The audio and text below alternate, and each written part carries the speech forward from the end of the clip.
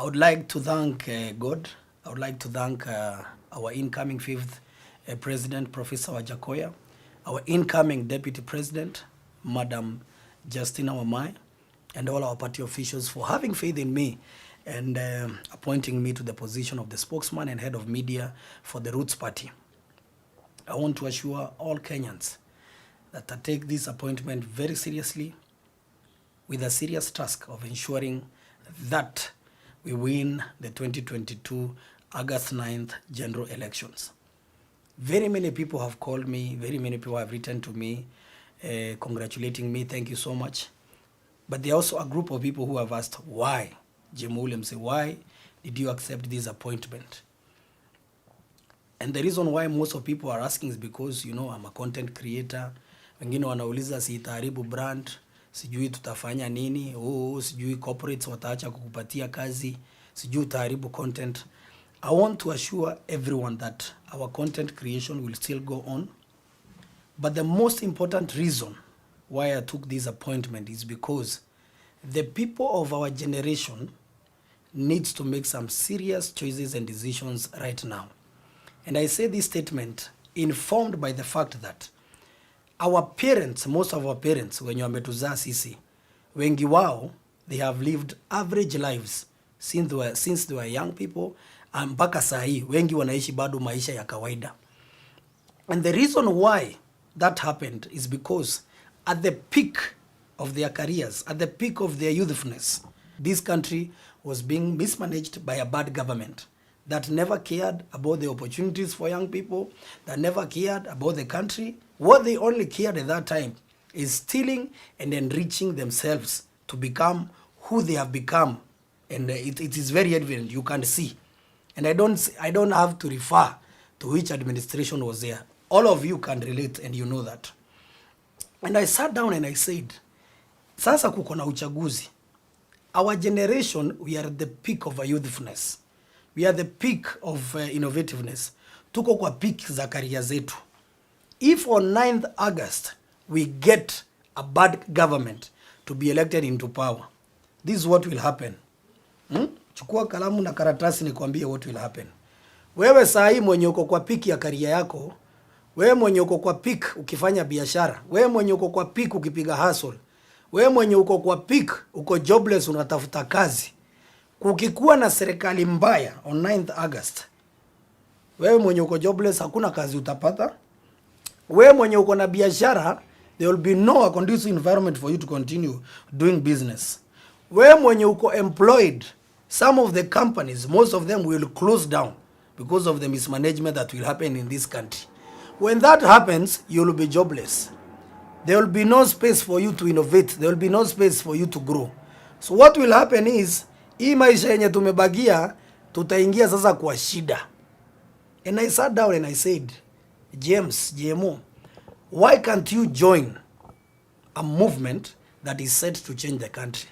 Why can't you join a movement that is speaking a language of our generation? And people might confuse the language of our generation is bang. No. Our incoming president, Professor Wajakoya, is very clear. He is saying, let us cultivate industrial hemp, like very many rich nations and developed nations of this country are doing. Then this industrial hemp to be exported for medicinal use, for industrial use, to be used as raw materials for some people producing some things. And once we do that, we get a lot of resources that we'll use to offset debts, to bring development to our country, to do the so many things that wengine hapo wanashinda wakiambia tutaweka sijui ngapi, sijui tutafanya. Actually, if you look at all our competitors, there is nobody who have said how they will create money for this country. You understand? And we can understand because most of them, ukiangalia zile vitu ambazo zimewatajirisha na vitu ambazo wamefanya, si mambo ati ya innovation ama biashara. Most of them, probably they have gotten rich because of the access to power, access to connections, access to networks. So they don't understand the art of innovation. They don't understand the art of setting up a business and creating revenues without, wengi wao wamezoea mambo ya deal. Nipige hii deal. But it's only Professor Wajakoya and Justina Wamai who are saying, we have a way that we can make money for our country and this money can be used to do XYZ.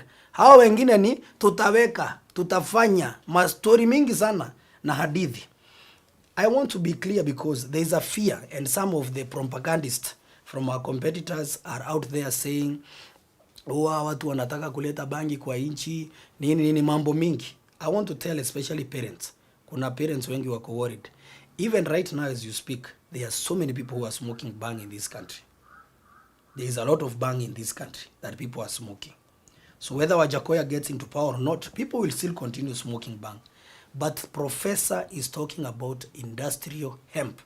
And na sababu Google ilikuja na technology iko tuko na internet, unaweza nunua bundles, you can Google some countries like Canada, America in California, you can even our neighbors here in Rwanda. Actually, Paul Kagame, the president, has set a part of land for piloting so that they can see.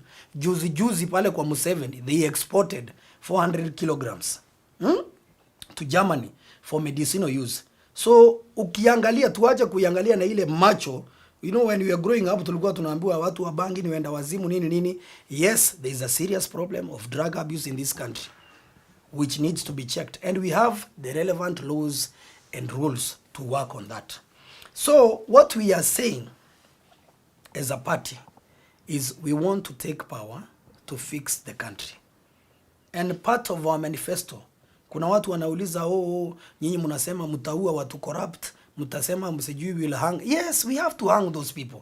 And let me give you an example. Somebody who steals money meant for hospitals, that makes your grandmother, your aunt, shosho yako, auntie yako, sijui kazini yako, mwenye yako huko kwa village, akienda kwa level 2, level 3, level 4 hospital, ama level 5 hakuna madawa because somebody stole.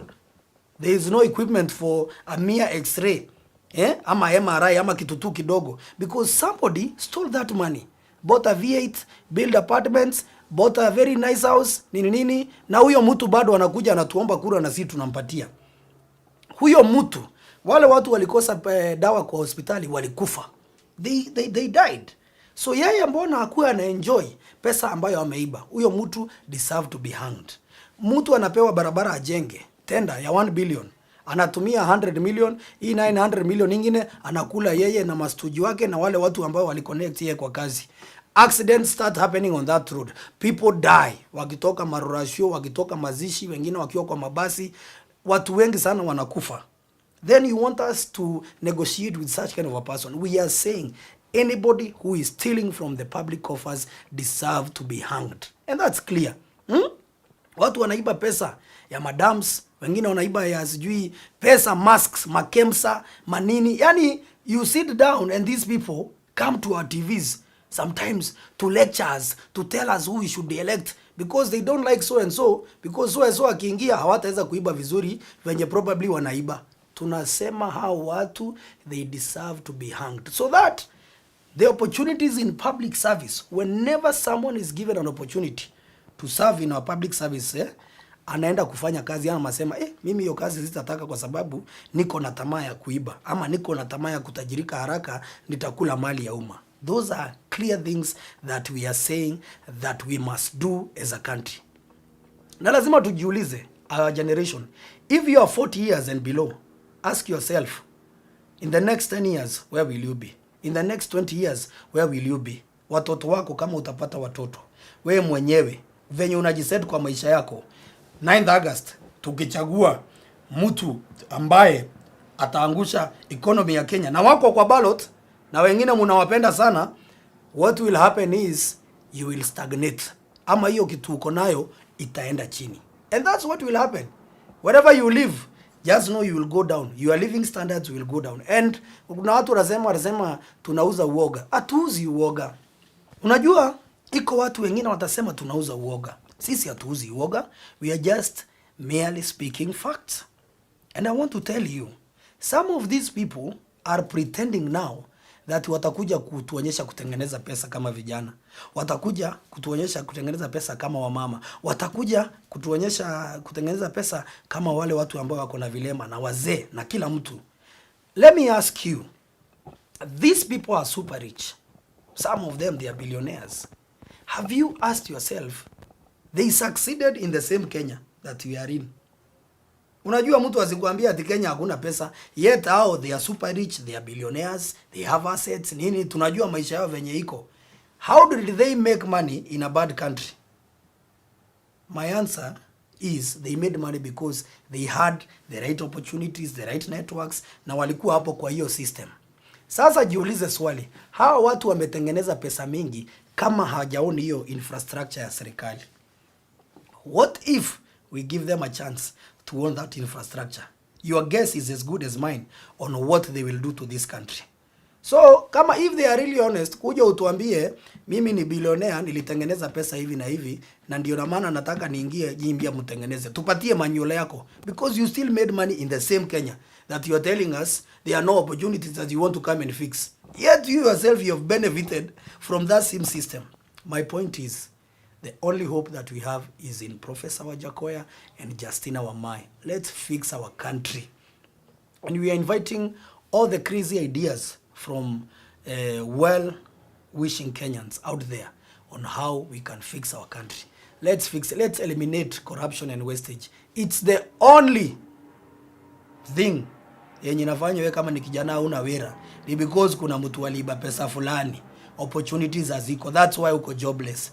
Hiyo job unafanyanga unalipwa 10,000. If we had a functioning economy and a better one, ungekuwa unalipwa labda 50,000. Huyo mwenye analipwa 50 saa hii, tungekuwa na serikali mzuri na economy imegrow, angekuwa probably analipwa 100 or 150. And it goes on, it goes on, it goes on. Sisi tunasema wakati umefika of our generation to make the right choices. We have been told so many lies. Hizo vitu mingi unasikia, sijui nini, bottoms ups, azimio, I don't know what. Those things we have heard them so many times. Kwa wale tulizaliwa na tumewitness mambo ya election kutoka 1997, there is no new language that has been spoken in this country other than wakati unajua. So tuwache kufichana, tuwache kudanganyana. We can make the right choices, because let me ask you, umejiuliza swali, in 1963 when Jomo Kenyatta came into power, he promised people school, roads, hospitals, and they started building those things. Moi, same things, school, roads, hospital, na wakafanya. Kibaki akakuja, school, roads, hospital, until him yeye alijenga. Unaona, Uhuru Kenyatta and William Ruto, school, roads, hospital, barabara wamejenga, na mashule na hospitali wameongezea. I am asking a question. Our generation, that's not the language. In any case, schools, roads and hospitals zinafaa kujengwa at any time, whether we have a government or not. Those are basic amenities in our country that should be constructed. And every year we have budgetary allocations for those things. So my appeal to my generation is that let's do this. Before uchochwe, before upige kura, before uende kupiga jirani yako sijui juu ana support nani, before ufanye kitu ya ujinga on 9th August, ask yourself, hii vote yangu nitaitumia vizuri na naitumia vizuri kufanya nini? You understand? And I will tell you, if you have to use your vote wisely, vote Professor Wajackoyah, vote Justina Wamai as your next president and deputy president respectively. Thank you so much.